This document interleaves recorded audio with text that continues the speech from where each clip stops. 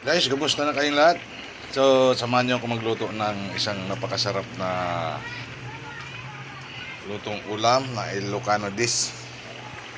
So, dahil napakamura ng mga sibuyas at ng kamatis ay napakarami, gagawa tayo ng isang napakasarap na ulam. Ilalagay pala ako dito ng daing. Maglalagay na tayo ng bagoong isda. So, tinalambutan natin dyan guys yung bunga ng kalabasa, bunga ng malunggay pala, sorry. Ilalagay natin yung talbos ng kalabasa na nabili natin sa Subic kanina bago mag-uwian. At itong talbos ng ayap guys, kung kabisado nyo yan, ayap or kilala sa tawag na red mongo.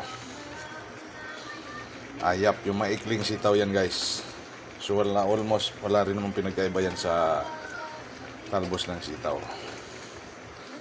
Ayan, talalambutan lang natin to mga gulay para sa ating recipe ngayon guys.